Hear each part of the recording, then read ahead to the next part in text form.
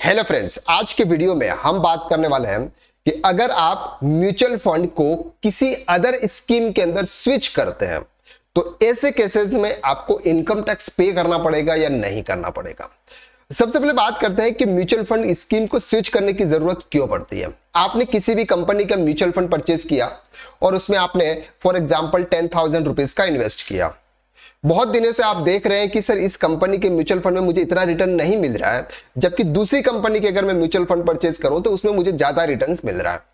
अब आप क्या करते हैं कि इस फंड को किसी दूसरी कंपनी के म्यूचुअल फंड में आप स्विच करना चाहते हैं, वो पैसा आप उस कंपनी में इन्वेस्ट करना चाहते हैं। तो ऐसे केसेस में आप इस कंपनी के फंड को स्विच करके किसी दूसरी कंपनी के फंड में डाल रहे हैं, तो क्या ऐसे केसेस में आपको टैक्स पे करना या नहीं करना। अब यहां पर जो म्यूचुअल फंड होते हैं ये दो टाइप्स के होते हैं। एक होता है इक्विटी ओरिएंटेड म्यूचुअल फंड और दूसरा होता है डेब्ट ओरिएंटेड म्यूचुअल फंड।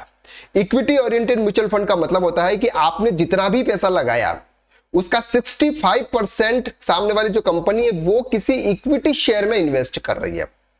ऐसे केसेस में अगर आप equity share oriented mutual fund अगर आप परचेज कर रहे हैं और वो आपके 1 साल से ज्यादा अगर आपने होल्ड किए हुए हैं तो उसको बोलते हैं लॉन्ग टर्म कैपिटल एसेट। और लॉन्ग टर्म कैपिटल एसेट्स जब आप स्विच करते हैं, स्विच करने का मतलब सबसे पहले आप उसको रिडीम करना होता है, उसका पैसा आपके अकाउंट्स में आता है, आपको फिर से दूसरे वाले म्यूचुअल फंड में पेमेंट करना होता है। 2 से 3 दिन का प्रोसेस होता है, उस प्रोसेस के बाद में सर आपका इन्वेस्टमेंट माना जाता है।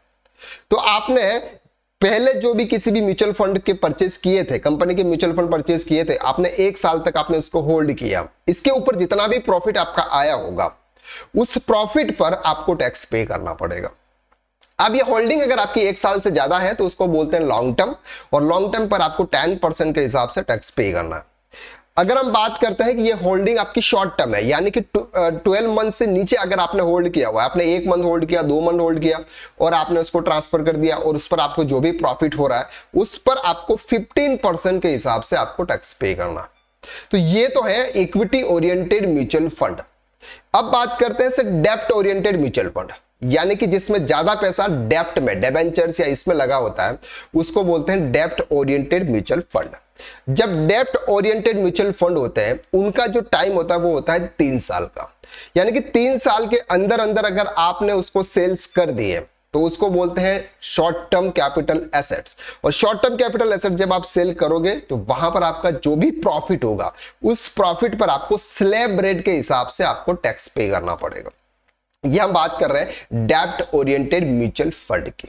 और अगर आपने उसको 3 साल से ज्यादा का होल्ड किया, 3 साल से ज्यादा का होल्ड किया और आप वो पैसा निकालकर किसी अदर कंपनी के म्यूचुअल फंड में इन्वेस्ट कर रहे हैं, यानी कि आप उसको रिडीम कर रहे हैं, तो उस पर जितना भी प्रॉफिट होगा उस प्रॉफिट पर 20% के हिसाब से आपको टैक्स पे करना पड़ेगा। तो आई होप कि आपको यहां पर क्लियर हो गया कि जब भी आप कोई भी म्यूचुअल फंड अगर आप परचेज कर रहे हैं तो सबसे पहले आप ये देखें कि ये इक्विटी ओरिएंटेड म्यूचुअल फंड है या फिर डेब्ट ओरिएंटेड म्यूचुअल फंड है। इक्विटी ओरिएंटेड म्यूचुअल फंड है तो यहां पर आपको 12 महीने का टाइम देखना है। 12 महीने से कम के हैं तो शॉर्ट टर्म माना जाएगा और 12 महीने से ज्यादा अगर आपने होल्ड किए हो तो लॉन्ग टर्म माना जाएगा। जब भी आप म्यूचुअल फंड को रिडीम करेंगे कुछ ट्रांजैक्शन टैक्स लगेगा, वो पेमेंट डिडक्ट होने के बाद वो पैसा आपके अकाउंट में आएगा और वो का पैसा फिर से आपको री इन्वेस्ट किसी दूसरे म्यूचुअल फंड में करना होगा, तब जाके सर आप स्विच कर सकते हैं। अगर आप सेम कंपनी के कोई भी म्यूचुअल फंड अगर आप करना चाहते हैं तो आप डायरेक्टली उसको स्विच करते हैं, किसी जैसे आप ग्रो की ऐप पे जाए या किसी भी ऐप पे जाए, वहां से आप डायरेक्टली स्विच कर सकते हैं। ठीक है, तो आज के लिए बस इतना। नेक्स्ट वीडियो में हम फिर मुलाकात करते हैं, तब तक के लिए थैंक यू सो मच।